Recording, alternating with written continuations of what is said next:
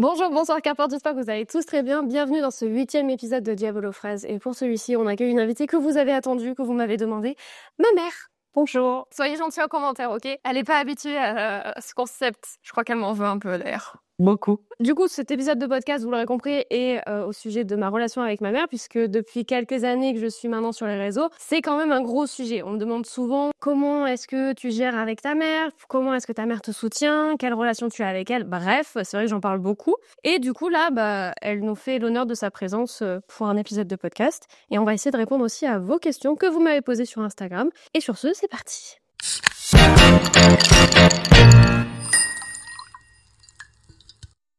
Bon, déjà, commençons par les bases des bases. Présente-toi. Parce qu'ils ne te connaissent pas. Moi, ils me connaissent. Je suis la meuf un peu chelou. Maintenant, il faut que tu justifies. Je suis la mère de la meuf un peu chelou, mais vous inquiétez pas, je suis presque aussi chelou qu'elle, mais pas totalement. Bon, ben voilà, je suis la mère de la meuf un peu chelou. Depuis quelques années, je me suis lancée dans le développement personnel et j'ai appris beaucoup de choses. Et je pense que c'est à partir du moment où j'ai compris que les relations humaines avaient beaucoup plus d'importance que mes relations avec Nora se sont sérieusement améliorées. J'ai tout chié. T'as tout chié? Ouais. Tu trouves que t'as tout chié sur mon éducation? Non, j'ai tout chié à la présentation. Non, ça va. Par contre, ça m'a fait bizarre de t'entendre m'appeler Nora. Je peux pas t'appeler Émilie. Je me présente aussi comme Émilie. Donc tu peux m'appeler Émilie. Tu peux m'appeler ma puce. Je t'en voudrais pas. Ça va me mettre un sacré coup à l'ego. Puis bon, on en est. Appelle-moi comme tu veux. Je suis sortie de ton vagin. Au bout d'un moment, il faut aussi mettre les choses dans l'ordre. Tu me donnes le nom que tu veux, je m'en fiche. Ok. Je vais pas faire la compliquée. J'ai quand même eu du domicile chez toi pendant 9 mois. 18 ans de lui. On commence avec le premier sujet, notre relation en un mot. Compliqué. Parce que moi, il y en a plusieurs auxquels je pourrais penser. Moi, je crois que notre relation en amour, c'est confiance. Ouais, c'est le premier qui m'est venu aussi. Mais il y a aussi indépendance. Confiance et liberté. Ouais, d'accord. Je pense que ouais, confiance et liberté, ça définit très très bien notre relation. Autant ta liberté que ma liberté. Et si on veut en rajouter un, ouais, je sais, ça fait déjà 3, mais je dirais compréhension. Ouais. Et c'est un truc qui a changé depuis, on va dire, 3-4 ans. Ben oui, clairement oui, parce que déjà, c'est plus facile d'instaurer ce genre de relation quand on est en duel. On vit toutes les deux. Donc en fait, quand on parle, il n'y a pas d'oreille. Donc en fait, on est beaucoup plus libre de parler.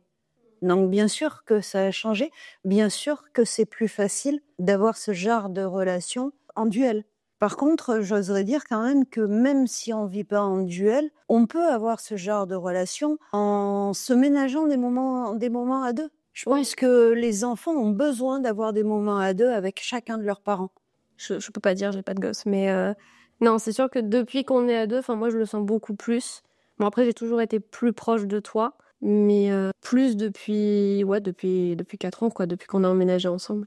C'était quand on était toutes les deux. Le reste du temps, c'était compliqué puisque à tout moment, tu peux être interrompu. Alors que là, il n'y a jamais personne. Si, Sherlock. Et Watson. Et Watson maintenant qui nous interrompt. Mais bon, eux, on leur pardonne. Donc, c'est beaucoup plus facile d'avoir ce genre de relation à ce moment-là. Mmh. Bah, du coup, la question qu'on m'a posée pas mal de fois, c'était quand est-ce qu'on a commencé à avoir une relation comme ça et pourquoi?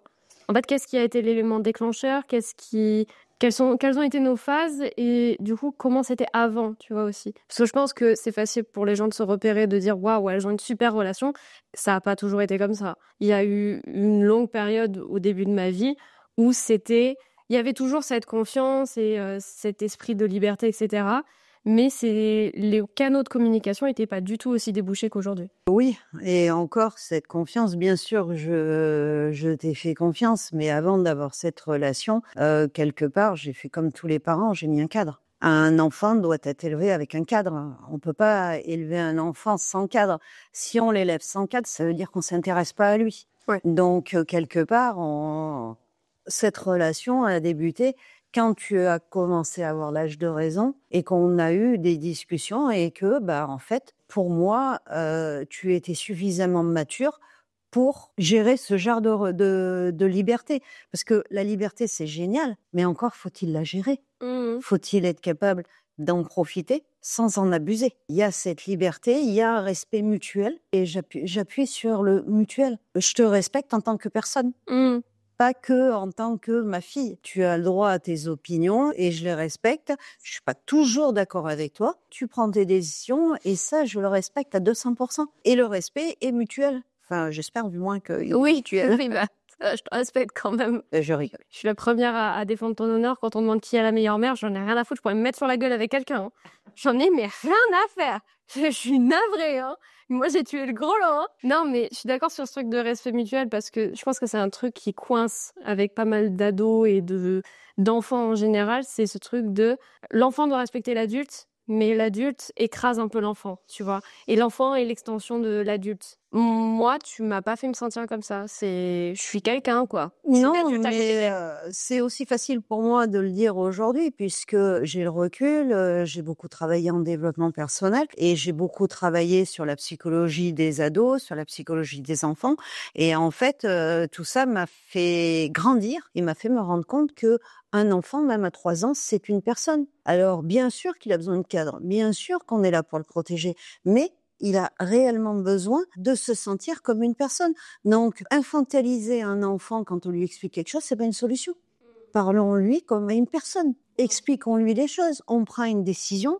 Expliquons-lui pourquoi est-ce qu'on prend une décision. C'est tellement plus facile d'accepter une décision unilatérale quand elle est expliquée. Alors bien sûr, c'est énergivore, bien sûr que les parents n'ont pas tout le temps d'expliquer les choses. Mais quelque part, l'enfant va grandir tellement mieux. Donc ça vaut le coup de prendre un petit peu de temps. Ah, mais moi, je suis la première à le dire. Hein. Après, j'ai pas dans mes plans d'avoir un bébé. Voilà, je viens d'adopter un deuxième chat, les gars, ça me suffit. Et moi, j'ai fait mon choix de vie. Hein. Humains, animaux...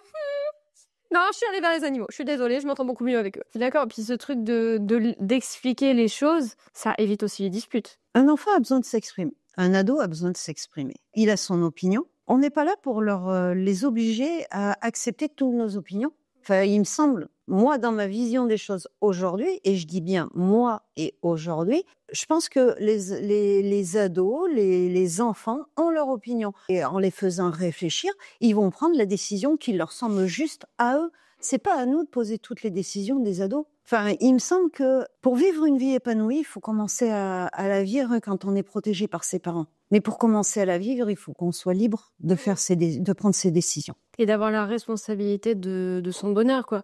Parce qu'à partir du moment où les parents prennent les décisions pour l'enfant doit assumer les responsabilités qu'il y a derrière pour les parents, alors que c'est les parents qui ont pris la décision. Enfin, c'est un peu prends toute la contrepartie et puis moi je prends le choix, quoi. C'est ça. Encore une fois, bien sûr que à 15 ans, on prend des décisions qui peuvent être pas les bonnes. Oui, ok. Et alors, qu'est-ce que ça fait? Se tromper, c'est formateur. Se tromper, ça fait acquérir de l'expérience. Vaut mieux se tromper à 15 ans quand on a les parents pour nous protéger, rattraper les erreurs, et encore que se tromper, c'est pas si grave que ça. Plutôt que plus tard où on n'a jamais appris et où on est incapable de prendre nos décisions. Toi, tu le dis maintenant parce que du coup, on a le recul toutes les deux de ok, moi je suis capable de prendre des décisions et même quand je me foire, c'est pas grave, et de même pour toi. Il y a quand même ce truc de comment est-ce que tu l'amènes aux parents, tu vois. Comment est-ce que tu communiques avec l'enfant et comment est-ce que tu communiques avec le parent? Quand on est en train de discuter sur une décision que tu dois prendre, je te donne pas mon avis. Il me semble pas. J'évite de te donner mon avis. Non, c'est moi qui te le demande. Si j'en ai besoin, je te le demande. Souvent, on regarde ensemble les avantages, les inconvénients, les tenants et les aboutissants de la décision que tu vas prendre. Et une fois que tu as tous ces éléments bien ancrés dans ta tête, c'est toi qui prends ta décision.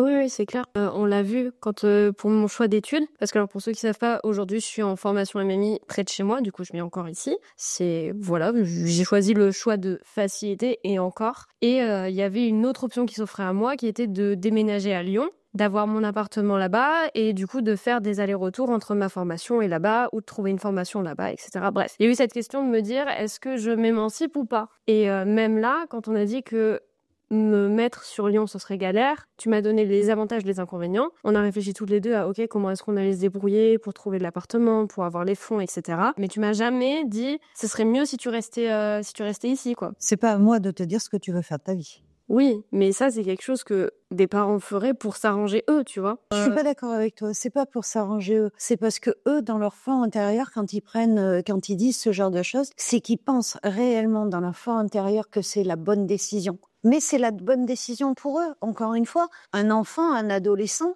il vit sa vie, il a sa vie. Il vit pas la vie à travers les yeux de ses parents. Pour eux, c'est la bonne décision, mais pour l'adolescent, c'est peut-être pas la bonne décision. Mais je pense que le grand truc dans une relation saine, ado ou jeune adulte parent, c'est d'accepter que l'enfant est un être humain qui va se tromper et juste d'être là au cas où il ait besoin qu'on l'aide à se ramasser. Parce que tu as le perfectionnisme qui est vachement ancré dans la société, c'est n'échoue pas, enfin ne fais pas ou réussis. C'est là où c'est complètement fou. On est dans cette société aujourd'hui, en France en particulier, parce que c'est pas le cas autre part. Autre part, on donne la part belle aux échecs. En France, il vaut mieux ne rien faire que de se planter.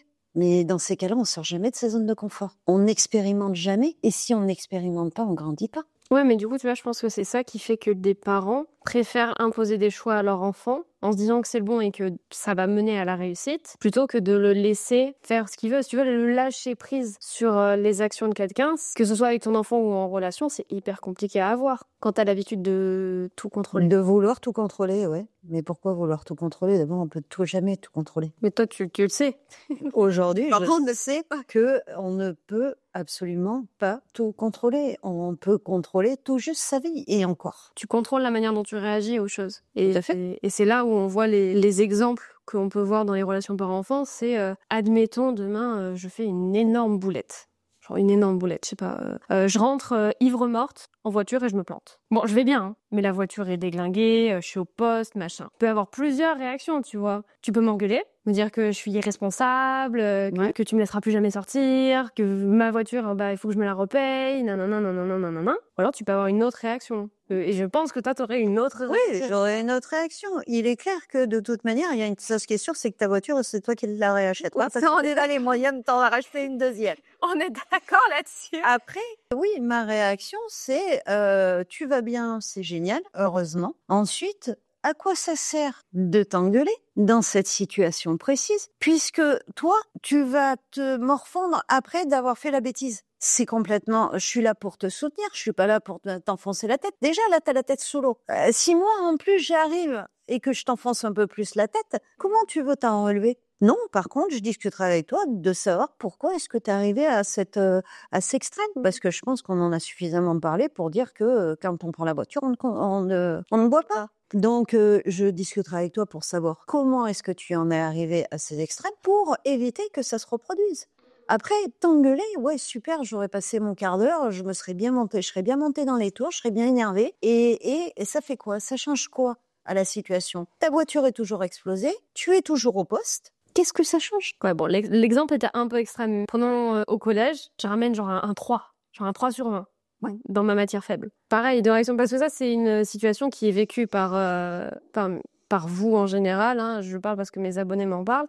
T'as ce truc de, mais du coup, ma mère, elle me dit que je suis bête, on m'enfonce, on comprend pas, que j'arrive pas, que les maths c'est compliqué, que la physique c'est compliqué, enfin peu importe la matière. Et donc ouais, 2 poids 2 mesures, parce que moi je me souviens du moment où j'ai commencé, enfin pas que j'ai commencé à avoir des mauvaises notes, mais de soir où genre j'avais des notes plus moyennes, on s'entend, je crois que c'était un soir où j'avais eu un 12. Ouais, je crois que c'est ça. Et j'étais dégoûtée. 12 en maths. J'étais dégoûtée parce que j'avais une moyenne de 18 en maths et que je me morfondais et que là t'aurais pu soit m'enfoncer et me dire comment ça t'as eu que 12, normalement t'es hyper forte et tout. T'as eu un autre discours. J'avais déjà mon parent en moi pour m'engueuler. Du coup toi t'étais derrière en train de ramasser les morceaux. Mais pourquoi t'engueuler? Si t'as eu 12 en maths, c'est qu'il y a une raison. Si t'as une mauvaise note en maths, c'est qu'il y a une raison. Ça vaut pas la peine, encore une fois, que je t'enfonce la tête sous l'eau. Je suis là pour comprendre pourquoi t'as eu une mauvaise note. Je suis pas là pour t'enfoncer. C'est compliqué en tant que parent parce que, en fait, on est partagé entre la peur de ne pas réussir à faire de nos enfants des gens indépendants à l'âge adulte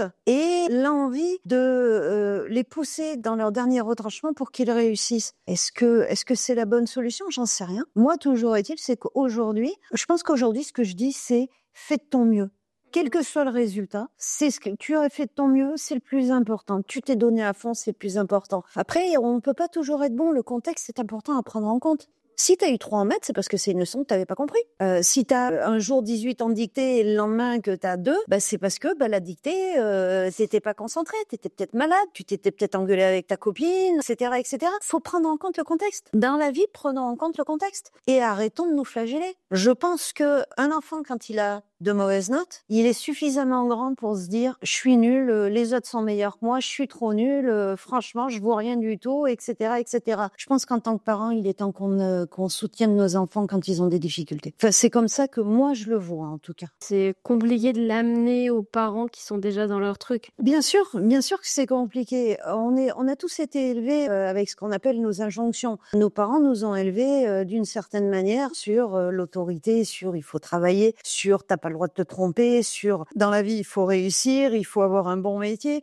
Alors juste entre nous, qu'est-ce que c'est un bon métier? Est-ce que être chanteur et gagner des centaines de milliers d'euros avec un disque, est-ce que c'est un bon métier? Surtout qu'au départ de carrière, en général, les parents sont pas pour les chanteurs. Voilà, donc qu'est-ce que c'est un bon métier? C'est compliqué. Maintenant, moi aujourd'hui, avec les expériences de vie que j'ai traversées, je me dis que les enfants sont des personnes et qui doivent faire leur expérience et que je suis là pour les aider à devenir autonomes. Je ne suis pas là pour leur dire ce qu'ils ont à faire et pour diriger leur vie. J'ai largement assez de la mienne à diriger. On confirme. Je confirme, Charlotte confirme, Watson confirme, on confirme tous. 3 conseils que tu donnerais aux jeunes pour parler à leurs parents. Alors le premier, je pense que c'est choisissez le bon moment. N'allez pas demander à vos parents quelque chose d'un petit peu délicat quand ils ont passé une mauvaise journée au boulot. Regardez, observez. Si le soir en rentrant, vos parents sont excédés parce qu'ils ont été coincés dans des embouteillages, parce que leur chef au boulot leur a pris la tête, machin, soyez sympa, mettez la table, aidez-les. Une relation, c'est à double sens. Donc choisissez le bon moment. Ça, c'est mon premier conseil. Mon deuxième conseil, c'est soyez raisonnable. Ne demandez pas la lune à vos parents. Ils décrocheraient les étoiles, mais quelque part, il y a des fois où c'est pas possible. Donc soyez raisonnable. Et avant de demander à vos parents certaines choses, certaines autorisations, dans vos actions, montrez-leur que vous êtes suffisamment mature pour qu'ils vous laissent cette liberté. Vous voulez sortir le soir, très bien. Mais avant, montrez-leur que vous êtes suffisamment mature pour sortir le soir et sortir en toute sécurité. Leur but, c'est de vous protéger. C'est le but premier des parents. Donc, ils vont pas vous donner des autorisations qui vous mettent en danger. Donc, prouvez-leur que quand ils vont vous donner des autorisations de sortir, d'aller au cinéma le soir, vous êtes suffisamment mature pour pas vous mettre en danger, pour pas faire de bêtises. La confiance, ça se gagne tous les jours. Par contre, la perdre, on la perd en une fois. Je crois que j'ai donné mes 3 conseils. Non, tu en as donné 2. Et soyez raisonnable. Choisissez le bon moment et prouvez que vous êtes digne de confiance. 3 conseils aux jeunes pour parler à leurs parents. À mon tour de conseiller les parents pour parler à vos jeunes. Vous y prenez pas toujours de la bonne manière. C'est pareil que les enfants, tu vois. Mais il y a des trucs qui parfois, par exemple, typiquement, infantiliser vos ados ou vos enfants, moi perso, je le supporte pas. Mais alors vraiment, je vais me baser sur mon ressenti et le ressenti aussi de beaucoup de mes amis et des personnes que j'ai pu rencontrer. En fait, quand vous infantilisez votre adolescent, c'est un peu être incohérent. Vous lui demandez par exemple de se comporter comme un adulte par rapport à certaines décisions, mais vous lui donnez pas les libertés d'un adulte. Quel est le principe? Cours 10 km, on ira manger un McDo, mais à la fin, il a droit à une frite. Enfin, donnez-nous au moins un Happy Meal, quoi. S'il vous plaît. Essayez d'être cohérent dans vos demandes. Si vous demandez à votre ado de 13 ans d'essayer de taffer un peu plus ses maths parce que ce serait bien qu'il ait au moins la moyenne ou ce genre de truc, faites en sorte derrière de le récompenser, quoi, de le laisser sortir, de lui montrer que ses efforts sont valorisés. Je suis d'accord. Soyez pas sur son dos en train de regarder à chaque fois s'il fait bien ses exercices, s'il a bien révisé son contrôle. Je pense que plus vous laissez de l'espace à un ado pour qu'il fasse ses actions et plus il va pouvoir justement s'exprimer. Donc laissez de l'espace. Deuxième conseil pour parler aux ados, n'essayez pas de rentrer trop dans leur monde. Si vous voulez avoir une discussion avec votre fille parce que vous vous sentez hyper éloigné d'elle, vous n'avez pas besoin d'être à cheval sur qui sont tes potes, qu'est-ce que t'as fait aujourd'hui, machin, truc bidule. Il y a des ados qui ont tout simplement besoin de leur jardin secret et qui n'ont pas envie de le partager avec leurs parents, ce qui est normal. Ne soyez pas trop dans l'intrusion du monde de votre ado. Quand on arrive à l'âge adolescent, on sent qu'on a besoin d'avoir un truc à nous et non pas un truc que nos parents nous donnent. Donc la bande de potes, c'est un truc qu'on construit nous et que les parents, en théorie, n'ont pas d'influence dessus. Donc laissez cette partie de liberté-là si vous voulez pouvoir justement communiquer au sujet de ce genre de choses. Et troisième conseil pour les parents pour communiquer avec vos ados, si vous discutez avec votre ado et que il vous confie par exemple des sentiments, etc., et que vous invalidez ce qu'il ressent, ne soyez pas surpris que derrière, il ne veuille plus communiquer. Je pense que oui.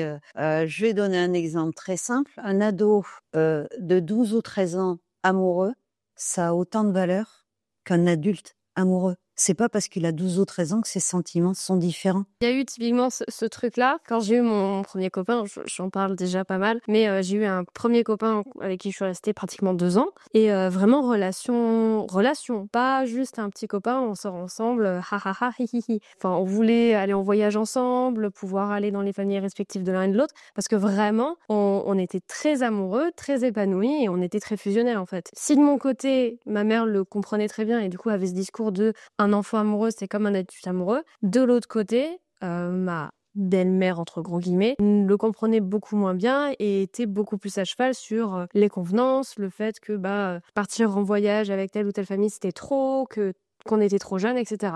Donc n'invalidez pas les sentiments de vos ados, les projets de vos ados, globalement, ce qu'ils vous communiquent, en fait. Quel que soit ce que nous dit un ado ou un enfant, il y croit réellement. Quel est l'intérêt de lui dire que c'est pas possible? Regardez aujourd'hui comme en tant qu'adulte, on s'autorise plus à rêver. Putain, mais que quand on est jeune, on s'autorise à rêver, qu'on ait cette possibilité de penser que tout est possible. Et puis en pensant que tout est possible, on sait jamais ça peut arriver. Encourageons nos enfants à faire ce qu'ils ont envie de faire, même si ça paraît impossible. Après, ils s'en rendront bien suffisamment compte. Et puis oui, ils se rendront compte que c'est pas trop possible, soit parce qu'ils n'ont pas assez travaillé, soit parce qu'ils n'ont pas le talent inné pour le faire au départ. Mais c'est pas grave, au moins ils auront essayé, ils y auront mis tout leur cœur. On a une fille qui veut être chanteuse. Ok, fais tout ce qu'il faut pour être chanteuse. Il n'y a pas de souci. Mais attention, gère un plan B, parce que on n'est pas sûr que ça puisse marcher. On espère pour toi que ça va marcher, mais on n'est pas sûr que ça puisse marcher. Donc, gère-toi un plan B. Et il y a un équilibre entre vos envies et le besoin de sécurité que vos parents veulent vous assurer pour plus tard, quoi. Concrètement, c'est ça.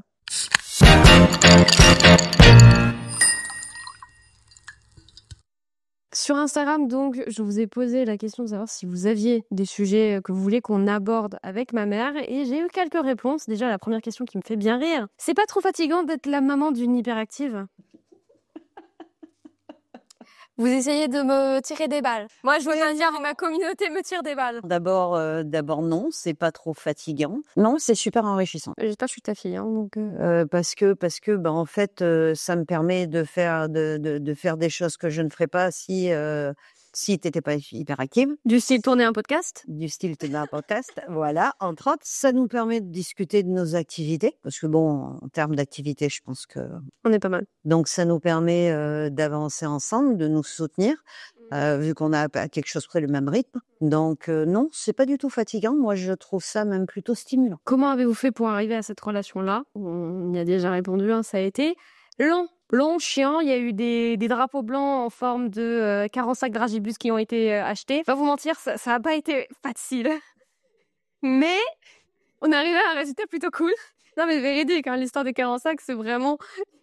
On a dû se disputer, je pense, 2 fois depuis qu'on vit ensemble. À tout péter 2 fois. Ouais, parce que tu temporises quand moi ça va pas, moi je temporise quand toi ça va pas. Mais quand on va pas bien, mais voilà, quand les personnes pour temporiser, ça éclate. Voilà, c'est ça. Alors, en fait, c'est juste qu'on est à l'écoute l'une de l'autre. Et quand on n'arrive pas à être à l'écoute l'une de l'autre, c'est un peu plus compliqué. Et là, ça vaut des paquets de 45 pour se faire pardonner. En tout cas pour moi, c'est... Ouais, c'est vrai, ça amène des paquets de 40. Ouais, c'est moi qui donne le drapeau blanc, les gars, c'est elle qui paye le loyer. Je lui dois au moins ça. Attends, moi je pense que quand c'est toi qui va pas bien... Non, ça va. Non, ça va. D'accord. Bon, non, rien ça, attendez. Il y a des histoires comme ça où je vais pas bien, j'ai un coup de mou parce que j'ai foiré mon permis une première fois et que sur ma liste de cadeaux d'anniversaire pour dans 3 mois après, il y a une paire de chaussures et que la nana me les achète pour que je passe la deuxième examen du permis avec. Non, mais il y a des trucs comme ça où, oui, Mais du coup, on entretient, justement, c'est le prochain point, c'est comment est-ce qu'on entretient cette relation, quoi. Mais on s'écoute. Voilà. On s'écoute et On boit du café sur la terrasse. Voilà, on discute, on communique et quand on en a envie. Donc il y a des jours où on se décroche pas de parole. C'est rare. Mais en fait, c'est surtout parce qu'on croise pas. C'est moins souvent le fait qu'on n'ait pas envie de se parler que le fait qu'on se voit pas. On se voit pas parce qu'on est très occupé. Oui, Voilà, voilà, remettons les points sur les i, des barres sur les t. Il y a plus souvent le cas de figure où on regarde le planning de la semaine où on se dit putain, on se voit pas avant vendredi soir, que le cas de figure où on se parle pas. Oui, alors comment on entretient aussi? Mais je pense que on se fait confiance. Et quand il y a quelque chose qui va pas, on se le dit. On se le dit gentiment. On évite de dire les choses sous le coup de la colère. On évite de communiquer des choses pas très agréables quand l'émotionnel est là. C'est ça. Mais en fait, on fait attention à pas se blesser quand on communique, tout ça. Ouais. On fait juste gaffe à nos mots et tout. C'est voilà, clair. quoi. Attention aux mots qu'on emploie. Qu'est-ce qu'elle a pensé quand tu as commencé YouTube, vis-à-vis de l'exposition sur les réseaux, etc. Alors, j'ai commencé YouTube sous un autre toit, donc avec mon père et mon frère, etc. à côté, donc en soi, voilà. Mais quand j'ai commencé YouTube, je l'ai fait un peu en tsum-tsum, on va pas se mentir, j'en parlais pas trop. Mais on va plutôt reformuler la question en mode depuis que du coup on vit ensemble, et que tu sais, j'ai recommencé à faire des vidéos. Comment est-ce que tu l'as pris et toute l'exposition et ce genre de trucs? Est-ce que j'ai réellement mon mot à dire? Alors, est-ce que réellement j'ai mon mot à dire? Je pense pas. Maintenant, moi, ce que j'en pense dans mon fort intérieur, si c'est fait correctement, c'est comme le reste. Ça peut apporter du positif. Il faut faire attention de pas faire n'importe quoi. Je pense qu'on en a suffisamment discuté toutes les deux. Faut garder un petit jardin secret même à ce niveau-là. Et ensuite, je pense que je trahirai pas de secret en disant que tu vas en faire ton métier. non. Non, ça va, ils le savent. Donc voilà, je l'ai dit tout à l'heure, moi j'encourage Émilie à faire ce qu'elle a envie, à se lancer dans ce qu'elle a envie. Si elle veut en faire son métier, au contraire, je lui donne les moyens de faire ce qu'elle a envie de faire. Après, ça marche, c'est bien, ça marche pas, c'est bien aussi. Oui, c'est sûr. Il y a pas de pression. Il y a juste test et après tu verras si tu peux en vivre ou pas. Et comme tu veux faire ça, moi je te donne les moyens de le faire. C'est comme si un ado disait à ses parents, je veux être médecin, et que ses parents, ils payaient pas la fac de médecine, quoi. Enfin, moi c'est comme ça que je le vois. Oui, mais parce que certains parents ne verraient pas le fait de devenir créateur de contenu comme le fait de devenir médecin. Il y en a un qui est plus honorable, entre gros guillemets, on s'entend, que l'autre. Alors, je vais être cash. L'argent que tu gagnes en tant que médecin est-il réellement différent de celui que gagnent les créateurs de contenu? À partir du moment où ça te fait vivre décemment et que tu es heureux dans ce que tu fais, c'est le plus important. Que tu sois médecin, éboueur, femme de ménage, peintre, artiste, chanteur, à partir du moment où tu t'éclates dans ce que tu fais, c'est plus important. Et l'argent, il n'a pas d'odeur. Oui, c'est clair. Comment ta mère a perçu le fait que tu prennes de plus en plus ton indépendance? Comment je pourrais mal le percevoir puisque c'est moi qui ai tout fait pour que tu deviennes indépendante? Comment est-ce que après ça, je pourrais mal le percevoir? Au contraire, pour moi, c'est une fierté de pouvoir dire que ma fille à 18 ans est indépendante. Même si financièrement, pas tout à fait, il faut être réaliste. Je pourrais l'être, mais je serais dans la merde. Mais oui, ça serait difficile. Mais pour moi, c'est juste une fierté d'avoir un enfant qui est autonome. Alors, on va pas parler d'indépendance, parce que souvent, quand on parle d'indépendance, on parle d'indépendance financière. Maintenant, pour toi, je parle d'autonomie. Oui, tu es capable de vivre sans moi. Oui, tu es capable de vivre seule. Et je suis vachement fière d'avoir une fille qui, à 18 ans, est capable de le faire. Et bien avant, je suis fière de moi. Parce que la personne voulait dire, on avait un peu parlé off, c'était le fait que j'avais des projets solo et que du coup, peut-être toi, ça te faisait un peu peur, que je me lance autant de défis. Est-ce que ma charge de travail paraît trop grosse pour moi? Est-ce que, tu vois, il y a aussi tout cet aspect-là. Oui, oui, tu as une grosse charge de travail, mais qui je suis pour juger de savoir si elle est trop grosse pour toi? Il y a que toi qui es capable de savoir si les défis que tu te lances sont pas trop importants. On n'est pas les mêmes. Donc, on a une charge de travail à peu près équivalente. Oui, mais on n'est pas les mêmes. Donc, si ta charge de travail, tu estimes qu'elle est jouable, ok. Après, il y a des moments où il faut un petit peu te rappeler qu'il faut lever le pied. Mais tu es assez grande pour le faire. Donc, moi, je vois pas qui je suis pour ne pas être en accord avec ce que tu as envie de faire. Qui je suis pour juger. T'es ma mère. Ouais, et ça me donne des droits.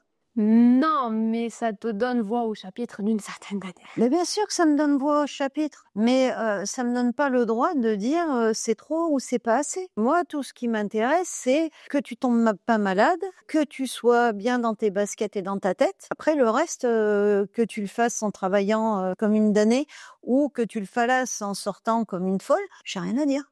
C'est toi qui vois comment tu veux mener ta vie. Là là, ok. Il y aurait tellement de choses à dire, je pense, sur la relation parent-enfant, mais justement, très bonne transition. En 2025, ma mère et moi allons hoster un podcast qui s'appellera Parenthèse, où du coup, on pourra un peu plus développer certains sujets que vous pouvez nous proposer, et on en a aussi travaillé en off. Mais du coup, attendez-vous en 2025 à voir émerger un nouveau podcast. Alors pas sur ma chaîne YouTube, ce sera sur une autre chaîne YouTube, mais vous inquiétez pas, par mes réseaux, je vous ferai passer tous les liens. Donc pour tous ceux que ça intéresserait, comme d'habitude, suivez-moi, et je vous ferai référer à ce nouveau podcast, où du coup, on pourra parler un peu plus notamment du divorce, de la communication, mais en beaucoup plus poussé, de tout ce qui peut être aussi justement le fait d'être deux femmes dans un foyer et d'être deux femmes célibataires. Plein de sujets comme ça qu'on abordera du coup en 2025 avec vous, je l'espère. Et on espère que ça vous plaira. Il y aura beaucoup de choses à évoquer. Je pense. Parce que là, on a un gros morceau, maman. Gros morceau, beaucoup de travail. J'espère que t'as pas prévu de dormir sur les 6 prochains mois. Hein? C'est quand qu'on dort? Entre minuit et 5h du mat. Non, entre 3 et 4, je te rappelle qu'on a un truc déjà.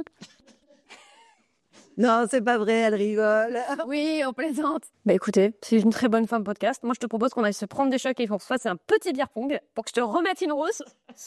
Et on vous laisse. Bisous. Au revoir.